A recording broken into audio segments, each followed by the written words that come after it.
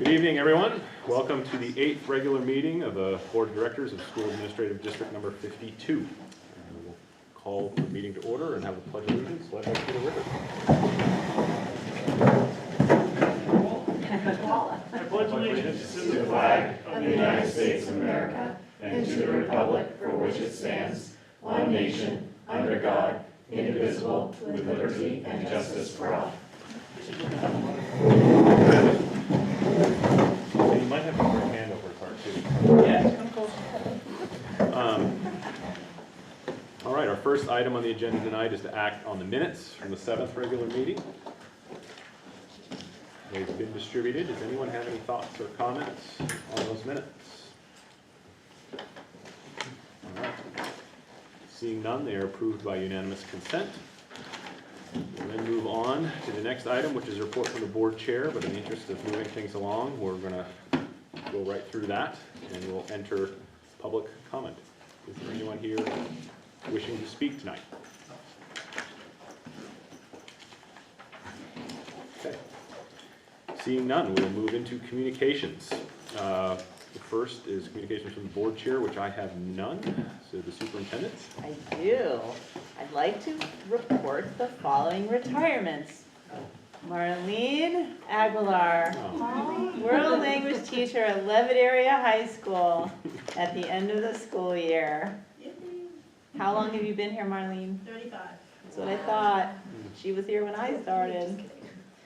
And Jody Marr, administrative assistant to special ed. Jody also 25 years, a long time. So she's retiring at the end of December.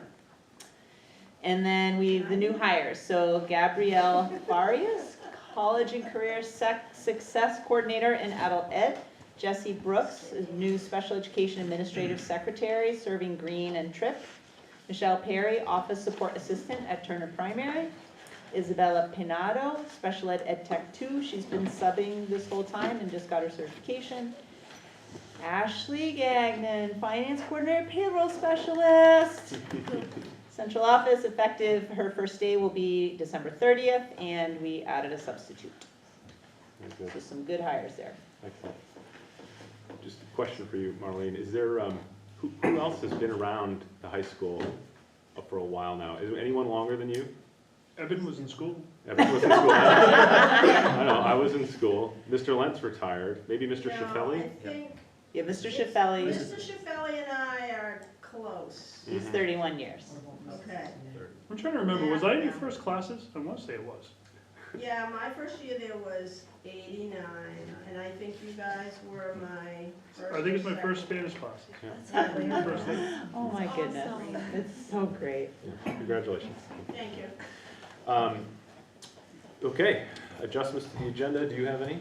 No, we did. Yes, we added a new hire in the consent In the agenda. consent agenda. Yep. All right. That's all. And we will get to that here in a few minutes. Yep. But we'll start with committee reports. Number 1, Finance Committee, Ashley Mishu.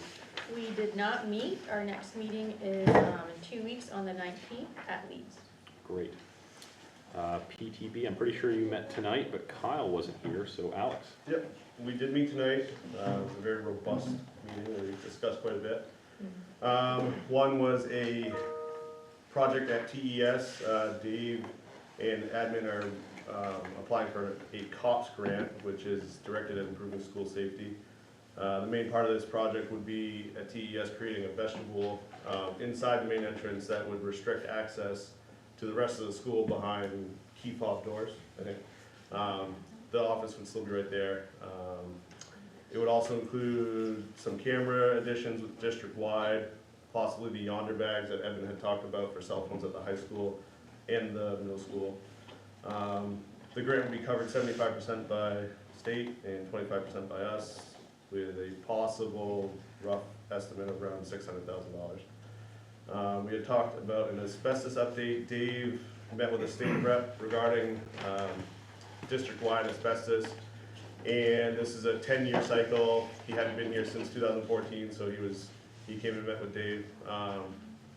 He's going to be getting the janitorial staff some new training that they're required to do yearly around asbestos, what to recognize, how to mitigate, damage and anything like that. and they're implementing, they have a district-wide logbook right now that has source of asbestos through building plans and that sort, as well as abatements that have been done in the past. But the state asked that they have one school specific, so they're gonna work on creating one for each school. We talked about the capital plan coming forward. Carrie and her team are gonna be developing a more concise 1 to 3 year priority list for bigger capital projects that the district is gonna, be coming up against. EEI did a pretty comprehensive run through of the district with, different timelines for different things that Carrie thought some might not have been in the right spot. So they're gonna try to fine tune the 1 to 3 year, zone where we can have a better idea of what kind of projects we have coming up. We talked about the LCS roof repairs are going out to bid. This is gonna repairs to get us through to replacing it fully this summer. That job is gonna use the unallocated fund balance. We talked about applying for a revolving renovation fund for the LHS roof. And they're meeting with EEI next week to discuss the gas tanks for the buses, which are coming up on a sunset period where they need to be gone completely or moved or in 2 years in 2026. So that is coming up as one of those projects that's gonna be on the docket. And then we talked about the bus problem with the bus parking at the high school. Right now they're in that back lot by the soccer field. That is becoming more and more unsustainable. The parking lot itself, physically, literally is not built for buses, so it's starting to have some structural problems, and that doesn't even speak to the logjam of sporting events and football games and that sort. So we are trying to sort out a solution for that. I think ideally we would develop some sort of a plan where we have a bus parking area that also works in the tank situation. That may or may not be feasible, but it's another thing EEI is working on, different spots that we might be able to put it on land that we already own. And that was it. Our next meeting is in January 9th. Okay. Definitely a lot going on at PTB. Yeah. So, thank you for that update, it's good. So, Yeah, and I think at some point we will be coming to the full board with some sort of report, just to update you guys, because there's a lot. right, So, right. Very good. We'll move on to policy. Jamie? Yeah, we did not meet tonight. I told Alex I was gonna allocate my time to him for his report. Our next meeting is December 19th at 5:30 at Leeds. And we have a few policies on the consent agenda. If anyone has any questions about those. And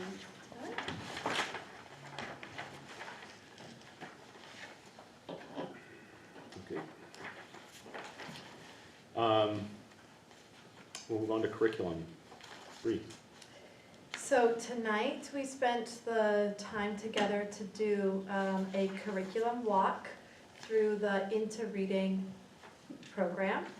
Teresa brought us through the online resources and showed us on the TVs exactly what teachers see on their ends and how they're able to use the online resources and what that looks like for teachers.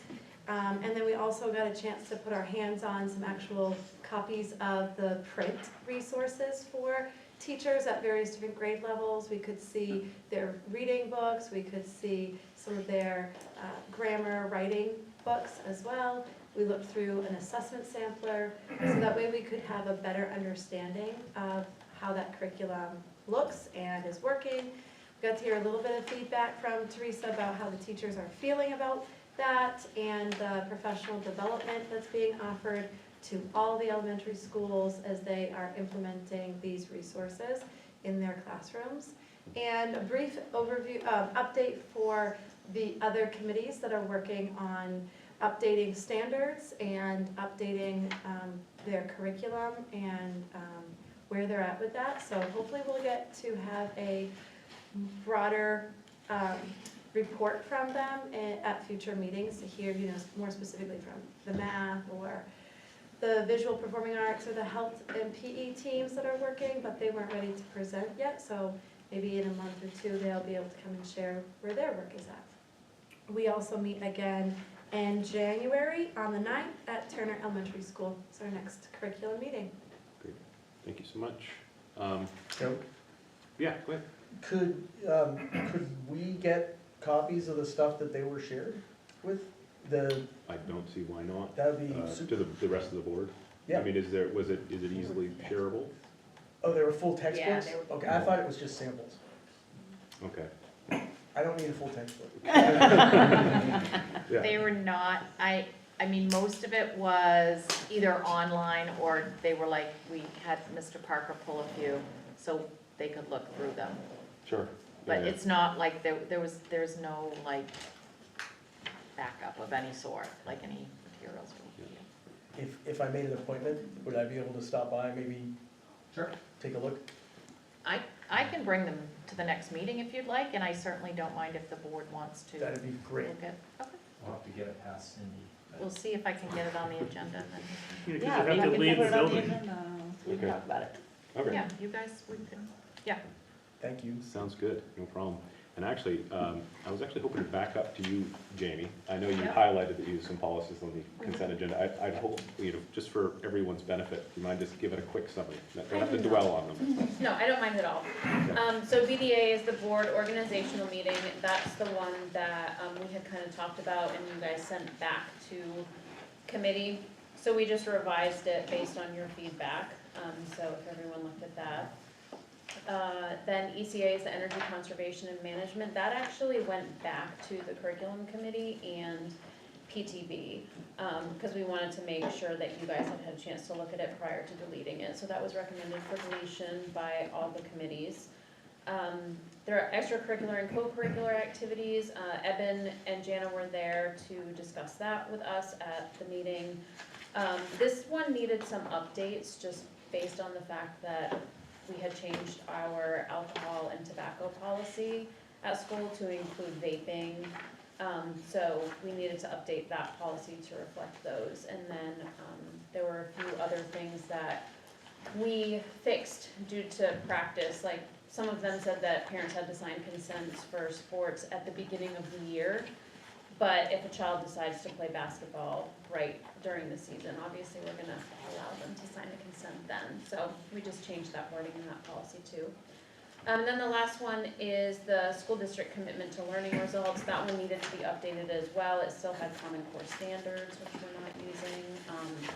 And one of them was to add in the last paragraph, which you guys can read in bold, just saying the superintendent's responsible for implementing the system of learning results and give us an annual update, so. Okay, I just wanted to ask, so ECA is not necessarily being revised, it's being deleted It is, entirely. yep, it Okay. is. I don't know if we should clarify that on this. That is the revision. The revision is deletion? Yes, Okay. is what revision means. Well, I mean, I wouldn't say that. Not necessarily. When you make a revision, it can be to It could delete. be Yeah, a but it's not complete solely. deletion, yeah. No, but Okay. The whole thing got. But for, revision means to add, for full delete. transparency It to got the board, revised it for- is being suggested to be deleted. That's what Okay. revisions do. Revised to a white piece of paper. I'm gonna be nervous if somebody wants to revise me. Yes, Gary? Jamie, did you tell me that there was a, There is, An yeah. I was editing gonna pull issue? it from the consent agenda, because in the BDA one that you guys received Mhm. in your packet, there was just one typo that was made, and I wanted to clarify that to make sure that it reflected what we had discussed as a board and decided in committee. And Anthony and I had a chance to talk beforehand, and it says the board chair will appoint members to all standing and or temporary committees, but we had discussed that that needed to say all other, because the board doesn't appoint finance Okay. committee, so. Any chance we could leave it in the consent agenda and update it for the second reading? 100%. yeah, I was gonna say, it's Okay. first reading, Then so I let's- I agree. We'll do that if everyone else agrees. Yep. Thank you for that. Okay, Thank you for that. Alex has a. Can I ask Yeah, you a question? Alex, go ahead. Just to avoid messing with the consent agenda. On 2.3, the extracurricular one. How are homeschooled students treated in that, for extracurricular? Are they allowed? Okay, I just didn't see it in wording there. I didn't know if it was a separate No, they would be policy. subject to this policy, but their Yep. homeschool status doesn't change. They are able to access So they the have, okay. teams. Yep. Yep, Okay. yep. That was my only question. Right. Any other questions there? I didn't mean to almost miss you. Nope, it's all good. Good. Thank you, Jamie. All right. So we'll pick back up with our student representative report. Coral. This week we have the show 16, the musical. It's tomorrow at 7 p.m. and also Saturday at 2. Tickets can be purchased online or at the doors. Winter season for winter sports is starting soon, and games and contests will start next week. And the last thing that I'm speaking on today is the loss in our school, our district, and our community. We lost a senior at Levitt who was very caring, compassionate, and the light to anyone who met this student, was a very good friend. Students are grieving in so many different ways, and support from guidance office is being offered. Thank you, Coral. And that's actually a really good reminder of something that I had planned to do with my report tonight that I didn't do. And if people don't mind, I'd just like to insert a minute of silence right now.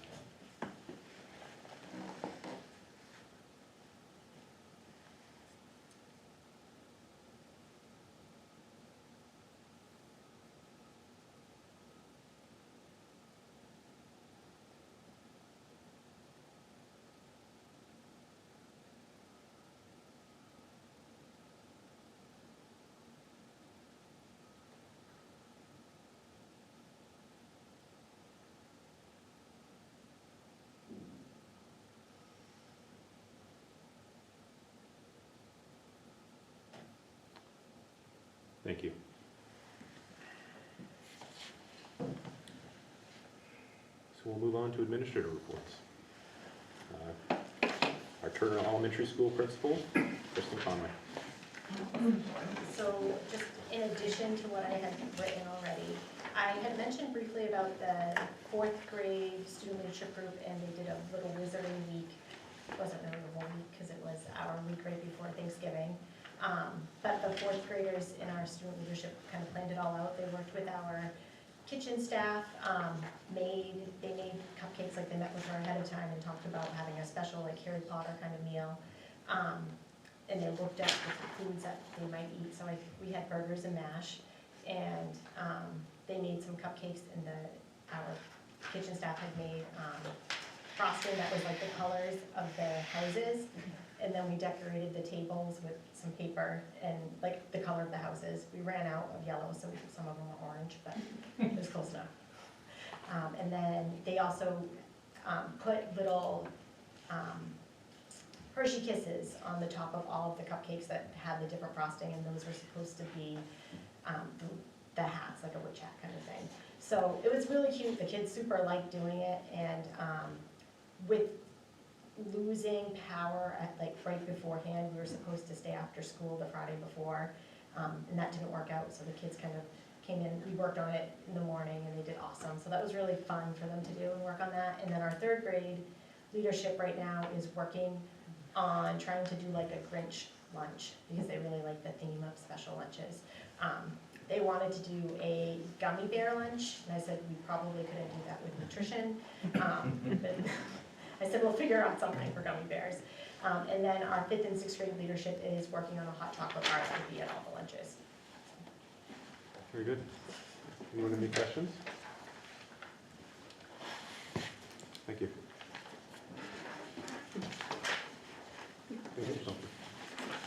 All right, then we'll move on to our Levitt Area High School principal, Mr. Shaw. I just have a couple of items to add to what I've already provided. I have been continuing to have my weekly pizza lunches with seniors, and it's an excellent opportunity for me to sit down and have a conversation with them, and I get a really good sense of what students' plans are for after high school, and we have a very diverse student body going in all different directions, and it's really fun to listen to them talk about where they're gonna go and what they wanna do. And you should be aware that our seniors are planning big things for themselves, so I wanted you to know that. And then the other thing is also has to do with seniors. Since I submitted this, we had 2 admit in a day opportunities for seniors. We had Hudson University who visited, and I think we had 8 seniors who were accepted on that day to attend Hudson. And UMaine Day was last Tuesday, so I had a really good reason to wear my UMaine tie and my UMaine vest, and we had 7 students that were accepted to UMaine last Tuesday. So very, very, very exciting for those students, and good opportunities right there at school, so. Good, thank you. Anyone have any questions? All right. The Assistant Superintendent's report, Ms. Gillis. I do not have a report this evening. All right, sounds good. We'll move on to the superintendent.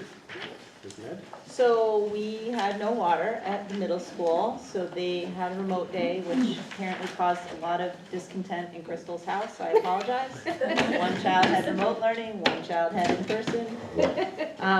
So that work happened all through today. Right now, we're looking good for tomorrow. It won't be drinkable, but Dave went back after PTB to test flushing toilets to make sure, because that's what we need to have happen. But we've got plenty of drinking water, so I think we'll be good there. The well pump had died, and then when they went down, some of the pipe had needed to be replaced as well. So it was sort of, we think the pump had been put in 25 years ago, so it was due to die. I think I told you at the last meeting that we were planning a meeting with area first responders around our safety planning for reunification. We did that. Tyler organized that. We developed a really good plan for traffic management, which was the part that I was most concerned about. Like if Green Central School, if there's a fire here and we got to get the kids off campus, and there's going to be 1,000 people trying to get to Levitt High School to pick up their kids. And so worked really well with all the area fire departments and police to sort of like develop a plan for how we would deal with that and not have it be total chaos. So I feel really good about that. So we are finally getting to the point. This had been a goal for mine of the fall. Best laid plans. So we're going to start each school doing a walkthrough of the reunification drill, the adults only, on the remaining workshop days and half days that we have beginning in January. So the middle school will go first, and then we'll schedule them out for the rest of the year. Just do a huge shout out to Derek Galway, the assistant principal at the high school. He's really taken the lead on having the district team, which is really high school teachers sort of and other staff members sort of take the lead. Each school will partner their own staff with a high school staff member, but they'll be the people who are going to do every one of these drills, so they'll know how it works.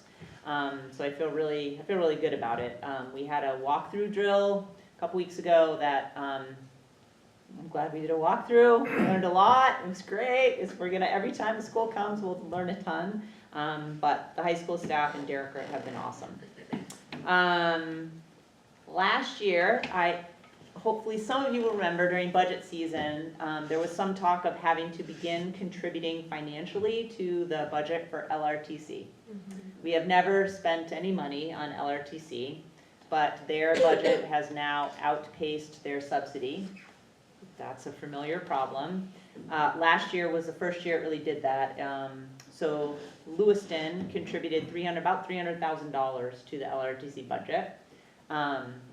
Superintendent was like, we're going to do that this year, but we need a solution for the future as to how we're going to do that. So I anticipate before the holiday break that the superintendents who send students there, so it's Lisbon, Oak Hill, Poland, us, Edward Little, and Lewiston, that we will have a draft agreement that each board has to approve. So I anticipate in January being able to bring something to you as to what that agreement would be. Okay? And then on the consent agenda, we have a couple items. There is a job description for the special ed administrative assistant. That one has gotten a pretty significant upgrade now that we are having a changeover. A longtime employee's been there, looking to the future of what we know is coming for the special ed department in terms of bringing on CDS and the funding that comes with that and sort of the reporting mechanisms, all those things. We're trying to make sure that we've got a job description that really meets the needs of that position. And then I am excited to share with you that we have a kindergarten nominee. Let me find my piece of paper. So I reported at the last board meeting. Where's the piece of paper?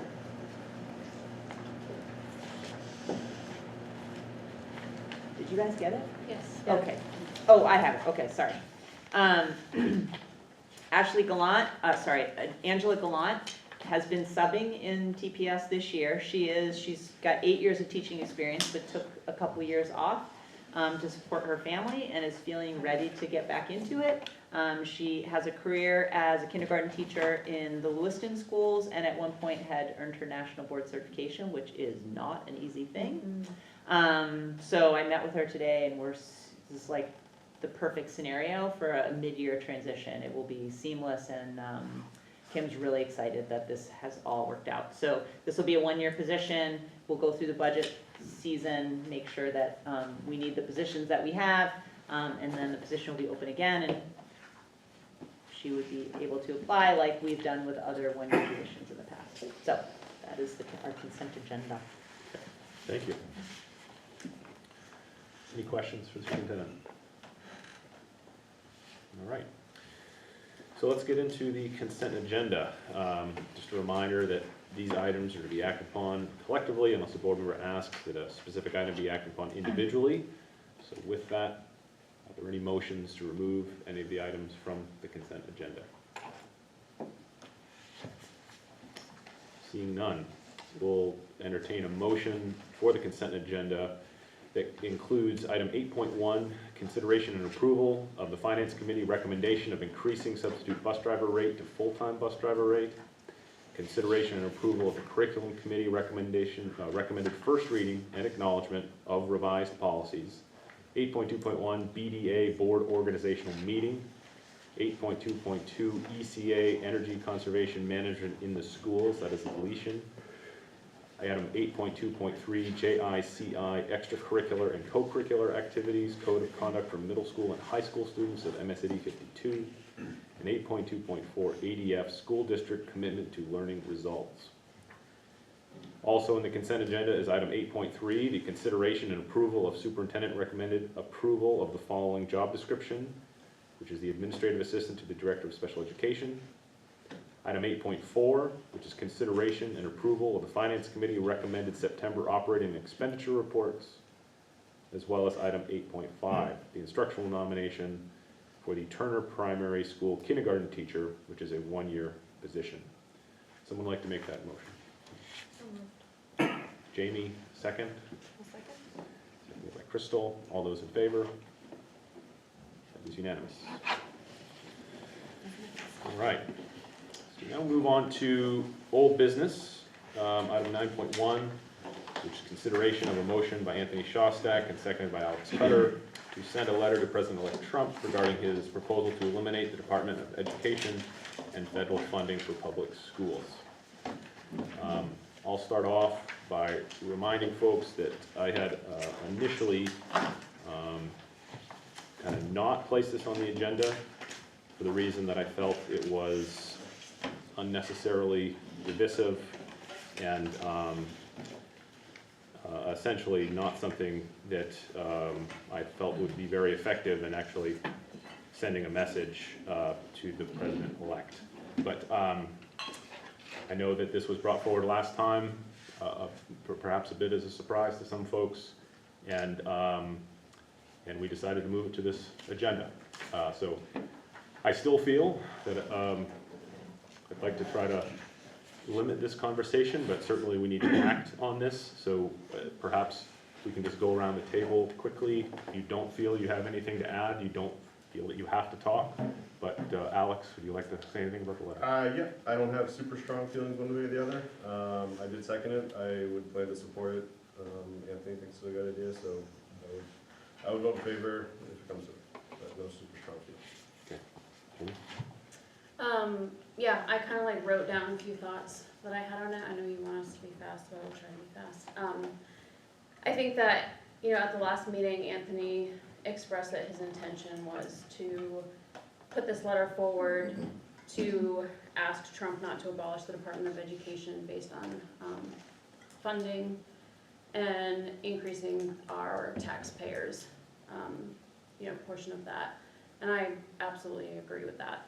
But when I actually had time to sit down and read it, I realized that it was kind of, there was a lot more to the letter, a lot more meat and potatoes to it than just, hey, don't abolish the Department of Education. So, I noticed that the majority of the letter actually focuses on asking that the federal funds be allocated to the states with few strings attached. He even goes as far as to say that he believes that federal grant money should be unrestricted in its use in the districts. So, I can't support something that would take the federal oversight of these grants, because without that, we may lose funding for Title I, special education, gifted and talented. The federal oversight ensures that, money is equitably distributed to those that need it the most. And I support that. So, I would not be in support of this letter. Also, like I said before, the Department of Education can't be abolished by an executive order. So if the board were to move forward and want to send a letter, I actually think that the most effective thing to do would be to reach out to our senators and representatives and write them a letter, because ultimately the decision would come down to a vote in the Senate and the House. So. Okay. Peter? You're That was a big jump. I know it is. You're welcome to I was come. waiting for at least two more in between there. I am, well, to be bluntly clear, I'm not in favor of sending the letter at this time, primarily because we don't really know what we're sending a letter to at this point. If there was a actual plan in place, or the beginning of a plan in place, or even a new head of the Department of Education in place, then that's potentially we could look at an issue and maybe support or either stand behind or stand against something. At this point, I think this is a little too early to be writing anything. So I would say at this point, we should just pass and, of course, keep an eye on the federal government. I myself sometimes feel that maybe in the hands of local is better than federal oversight. So some of what Anthony said there, I'm very much in support of. Send us the money, trust us with it. We don't always trust you, but that's neither here nor there. Right now, I think it's still early, and so let's see what actually happens first, or at least is threatened first. Thank you. Kristen? I would not be in support of sending this letter, for some of the stuff that's been already stated. My other issue is that it doesn't have anything concrete about our district. And I know that that's probably hard to do, just like what Peter just said. We don't really know what any of that could look like in taking funding away, and how much we receive and what that could potentially be. I know Gabby's probably behind the scenes looking at all of those numbers and what that could potentially mean for us. So there's nothing in here to state what that means to our three towns, if something like this were to actually happen. And what it means, like, does Title I go away, or is it 10 teaching positions? Is it an entire athletic something? Just to be able to tie it to something concrete. So I would just not be interested in sending something right now. I don't have any comments to share on the letter, but I would also be in favor of not sending something right now and waiting and seeing what future holds. Per our norms, I will refrain from repeating since we're getting to the end of the line, but I also am not in favor of sending this letter at this time. Anthony? I am in favor of sending the letter to address some of the things that have been brought up. First, I don't think that the letter takes a stand one way or the other on the abolishment of the Department of Education. It simply states that we need those dollars. So if it is abolished, we still need the money. The idea that, that we need some kind of oversight, or that strings attached to grants are somehow necessary. I am old enough to remember the general operating support grants available through the Institute for Museum and Library Services. It was an excellent program. It gave unrestricted money. You could spend it any way you wanted to. It was a beautiful program, and museums loved it. But that was taken away because the federal government wanted to attach strings. So that experience of having written some of those grants, receiving those grants, administering those grants, and then going through a similar process with other grants that are involved much more rigorous and time-consuming reporting, I can say that those ILS grants were fabulous. And the idea that this was somehow divisive, I don't see anything in here. Nobody's pointed to a specific statement that the letter has that is particularly offensive. Wishing somebody congratulations on a win has been something that I was taught from a very early age. You simply did as a matter of courtesy. And wishing them a successful term that will benefit all Americans seems about as inclusive as can be. So I'll just leave it there. All right. Like I said, I think by sending the letter, we'll probably make half of the population upset. By not sending the letter, the other half of the population is probably going to be upset. And by talking about this, we've probably made everybody upset. You're always gonna make somebody upset. Understand. Just accept it. I understand, but I think we should put it to a vote. All those in favor of sending the letter? All those opposed? The motion fails.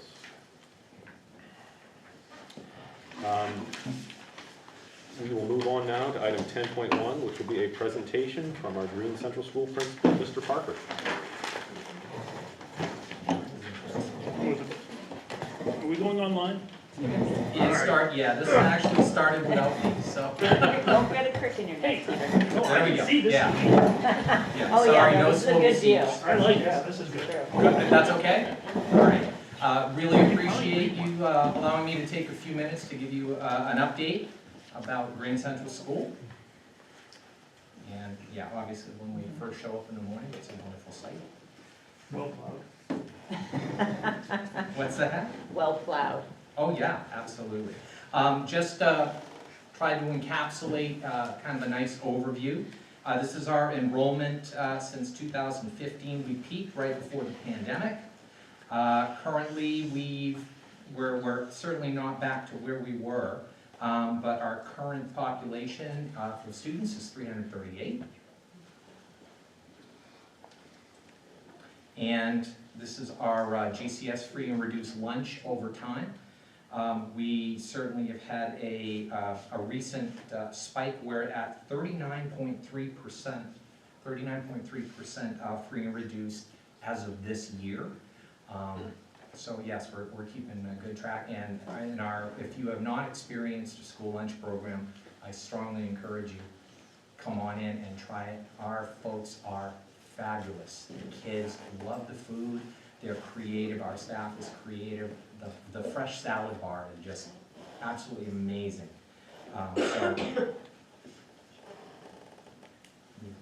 That's in the morning. Good morning, everybody, and that's my favorite time of the day when we're able to greet kids as they're coming off the bus. That happened to be this morning, too.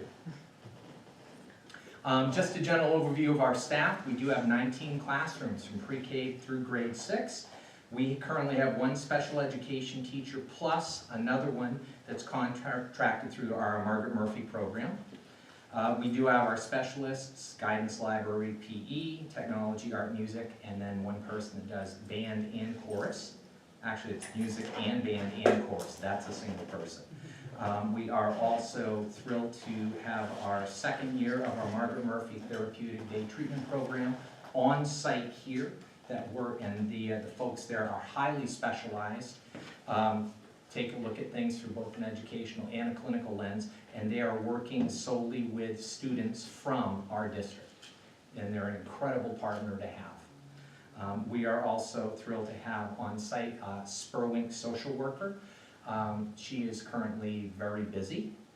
I checked with her this morning, and she's here full-time every day, all day, and as of this morning, I believe she may have one slot left. So I've encouraged her, if she's able to bring some colleagues, we'll have plenty of work for them too. It's an invaluable resource to have on site. Okay, so our attendance data, this is over quite a period of time. I would ask folks not to get too excited about the current data, which is the last line. I've got an asterisk there. That is as of, I believe, the week of Thanksgiving. But we are looking at average daily attendance rate. Did a little bit of a spike in 19 and 20. And we're on a little bit of an upward trajectory right now. We hope that we're going to continue that way.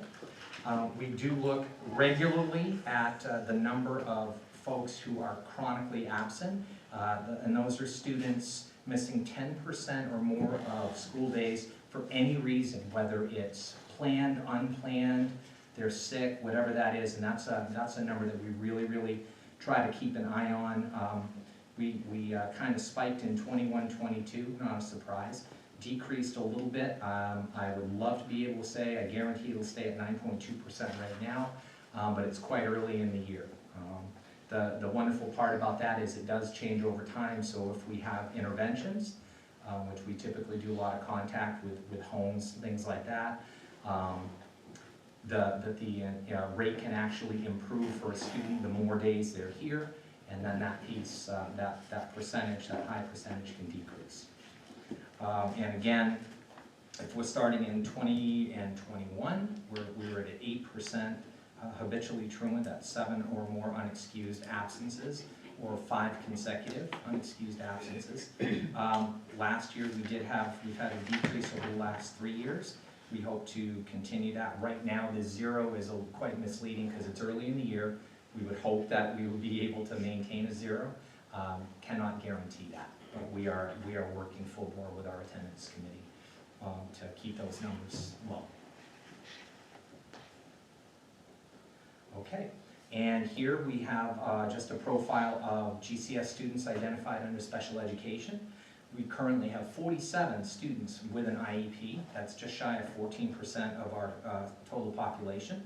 We have 10 students in the referral process, and that's quite a rigorous process with many steps. And that's just shy of 3%, so obviously if all 10 students are found to be eligible and qualify under special education, that would be a grand total of 57 students, or just shy of 17% of our overall population here at Green. By the way, I don't have to go through. If anybody has any questions as we go, feel free. And in a similar fashion, GCS students identified under 504 plans. Currently we have 14 students that are eligible, and they do have an active 504 plan. We have 3 kind of in the wings in referral process for a grand total of, ideally, it would be 17, or right around 5% of our population. So just a brief, as brief as I can make it, overview of our school-wide goals for this year. Well, yeah, that's why we do what we do. This is a recent shot from, we have a monthly assembly at the end of the month, and we have a theme, whether it's respect, responsibility, perseverance, friendship, whatever that happens to be. And students from each grade level are awarded based on kind of fulfilling that ideal, level of respect, friendship, whatever that happens to be. And we're actually doubling up now, so we also have a theme. So in addition, this most recent assembly was also Flannel Day, So we had that, we've had sports day, we'll have half day, those types of things. The kids, Flannel's really hard for kids, okay? what's that? Flannel's really hard. Well, they run hot, right, and there were a lot of kids in the gym, and, you know, they're having a great time. Well- There were more adults with flannel than. A 6-year-old girl doesn't wanna wear flannel, okay? Okay. Keep Oh, that in mind. It's really I hard. missed the girl, sorry. Yeah. The side-eye, yeah, it's perfect, it's absolutely perfect.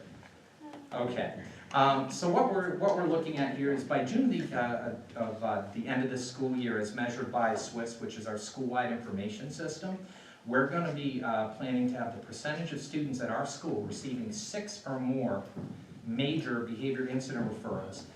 We want that to decrease from 5.74% of the students to a maximum of 4%. So that's a lot of stuff, and I put in a couple of slides to maybe help a little bit. When we're talking about SWIS, right, or PBIS, Positive Behavioral Interventions and Supports, that's a part of MTSS, multi-tiered systems of supports, focus on behavior. And so what you really are looking for is you have 3 basic tiers that we use. We've got tier 1, and that is for all of our kids, and that would work effectively for 80 to 85% of our kids is essentially the target. Then we have tier 2, which is targeted group interventions, whether that's check-in, check-out, whatever that happens to be, a student mentor, things of that nature. Generally 15 to 20% of our student population might need that enhanced level.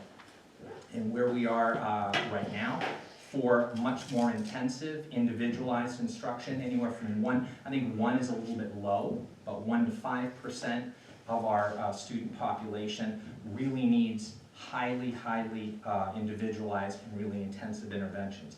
So that's kind of our target. That being said, when we look in SWIS and we run a report, we have what's called a triangle report, and it kind of mimics this. So this is our triangle report from last year, and what we ended up with, not too bad. Just shy of 83% of our students at Green Central School were in tier 1, which is 0 or 1 referrals. We had about 11.5% in that yellow, that tier 2, that required a little bit more intensive work, and we ended up with 5.74, just short of 6% of our students kind of in that tier 3 requiring that higher level of support. Again, that's based on all the data that's collected with, based on student behavior. Where we are this year, and I get a little excited at the beginning of every year, but things tend to be, they change, so this is where we are right now. There is a yellow and there's a red there. You can barely see them, but we've got about 96% of our students at tier 1. We've got just shy of 3% of our students at tier 2, and we have less than 1%, 0.88% of our students in tier 3 at this time.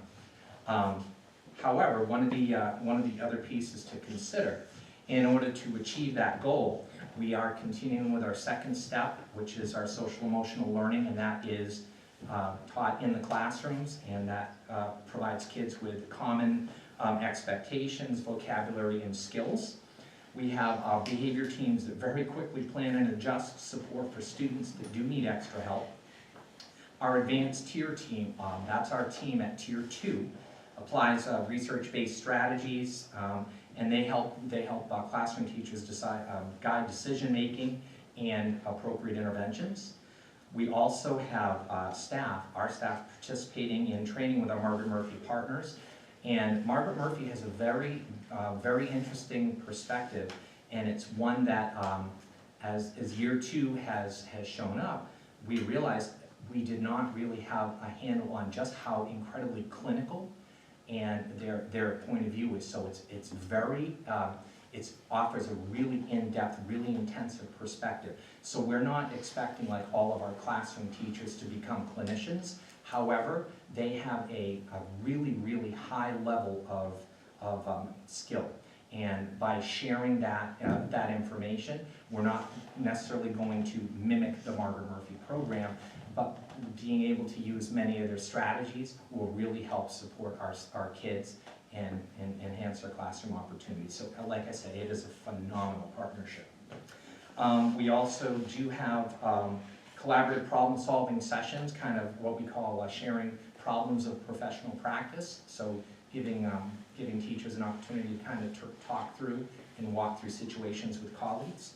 And then we are finally working on Tier 3. So it's a little bit in its infancy, but with Tier 3, when you have that really intensive need, the folks around the table really have to have that higher level of skill. So we have sort of begun this in earnest with a basic structure and looking at our students that currently need the highest level of support, and we're working with some folks around our district, such as our psychologist and an intern. We also obviously coordinate with Margaret Murphy folks to kind of get what are those next steps that we as educators, not necessarily clinicians, could be able to do to better support that student so they have some more positive outcomes and decrease the numbers of behaviors that we see during the day. Any questions on that right now? Are you okay? I'm not going too fast. Okay. So again, another shot of flannel day. Everybody's having a wonderful time. Did you get hot by What's that? There's a little more flannel in this one. There is a little bit more flannel and a lot of great expressions in that slide. Okay, as was referenced earlier, the staff here is fully on board with implementing the inter-reading components, and so that is really a goal that we have. Grades K to 5 are successfully planning to implement the shared reading, vocabulary, and writing from inter-reading in those components, and they are taking right off. We've had lots of work with Amy Musso, our instructional coach, and we've had a successful visit from April Von Maxey, who is, Dr. Gillis, would it be they're kind of like inter-reading guru, would you say? Or very strong trainer? She's a coach. A coach, okay, She's like thank a you. coach trainer. Thank you, yeah. And she has been here on site and got rave reviews, was able to answer all questions, provide some demonstrations, and teachers here want to do nothing short of an amazing job. So they are all in, and they just want to do an incredible job. As I said, this is also part of, it's part one of a 3-year goal, because this program, or these components, are really, really robust. There are so many. Teachers now are still just discovering, oh my gosh, I just realized if you X, Y, and Z, you can get to this whole other section, those types of things. So there are a lot of aha moments. And, okay, well, oh yes, we had a little reading today. Hold on, there we go. So again, they're collaborating, participating in PD, both with the instructional coach and the HMH coach. There's ongoing access to inter-reading training that we have, by popular demand, we have now provided it. Special education, Title I, and intervention staff have been asking for that, for access to the online materials. They've recently gotten those. They'll be working with our instructional coach, so they have a better understanding and are able to utilize some of these materials to support student differentiation. Again, during staff meetings, we're giving structured opportunities for staff to basically share what they have found and discovered, because as I said, this is definitely like peeling an onion. There is a lot of great materials, great information here, but being able to share different ways to access different pieces of these materials is definitely worthwhile. And then we've already had grade 6 staff is chomping at the bit. This implementation this year with these materials was grades K to 5. They are all in already. They are chewing it up, and they are ready to access the materials. And so they've already been given online access, and they are exploring for a next step the following year. This is essentially a communication goal. By November 22nd of this year, each grade level team, specialist, etc., will provide a predictably scheduled monthly information source to parents. And I should clarify, they already do a lot of communication by email, by phone. A big successful one is using platforms, particularly Class Dojo is one, and they can communicate with parents in real time, provide work samples that their child might have done during the school day, but kind of an additional global piece, because we really are not feeling that we can over-communicate, is just even like a basic newsletter, whether it's electronic or paper.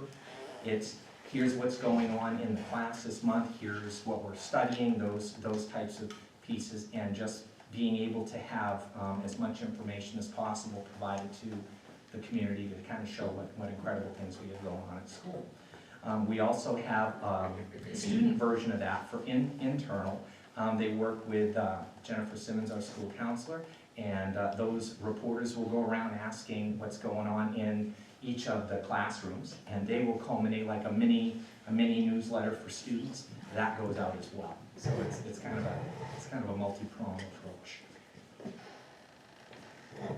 And again, in order to achieve this goal, we're going to have different forms of that monthly newsletter, and they can collaborate. Each classroom can do their own, or they can do that as a grade level, their choice.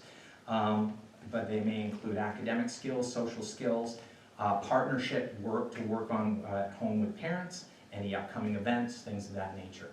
And I did need to put in there, we were just absolutely thrilled at our most recent student-led conferences. We had a 95.6% attendance rate, which is, I think, fabulous. So we always appreciate the family partnership.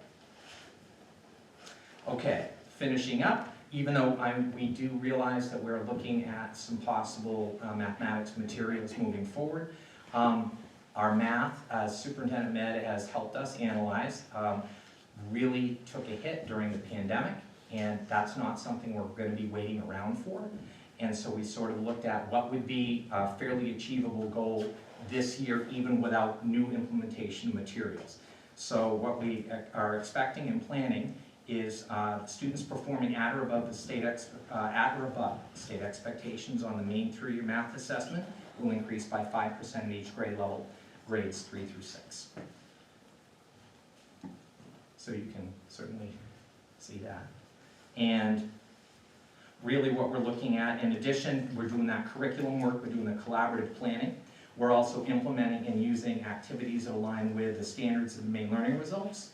We're using IXL to differentiate and supplement students' needs based on their particular skills, and that auto adjusts based on how well they're doing. And then the next piece, which is yet another enhancement for Tier 2, we have our intervention team, and we are using much more specific data from NWEAs and what's called our Delta screeners. That's kind of giving us a slightly deeper dive, and we're able to do analysis and then coordinate groups based on specific needs, group the students to kind of pinpoint that particular work that they need for any missed skills. So that's a piece that's really taken off this year. So yeah, so little action shot from recent, I think it was wolves and rabbits in PE.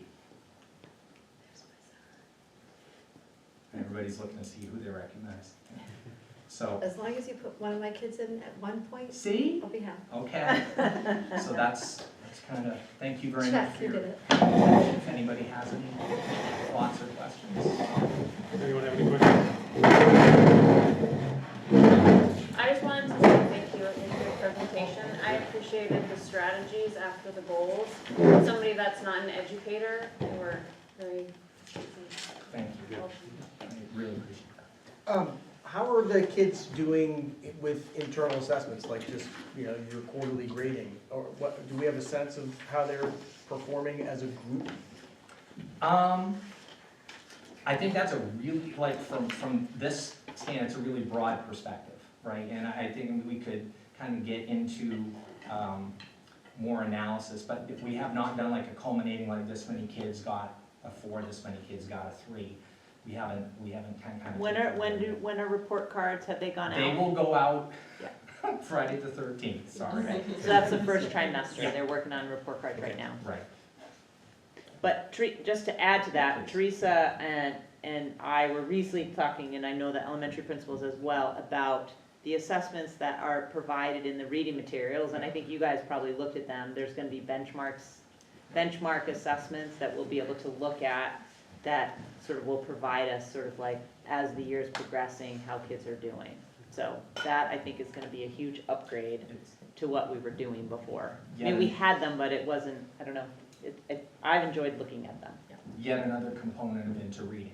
Yeah. And so, yeah, again, peeling that back. But yeah, I can't stand and say, you know, based on that or whatever, you know, we don't have that level of analysis at this time. Thanks. Well, hopefully you can keep your tier 3 population as low as that was. I know it's Thank early in the you. year, May the but, force be with you. yes. Right, yes. Thank you very you. much. All right. With that, thank you all for coming. Our next item of business is a request to enter executive session for discussion of superintendent of the school's evaluation pursuant to 1 MRSA 4056D. Would like to make that motion? Bree, second. Anthony, all those in favor? That's unanimous. Thank you. We're gonna go. You guys will be in the library. The That's where we library. usually do that here.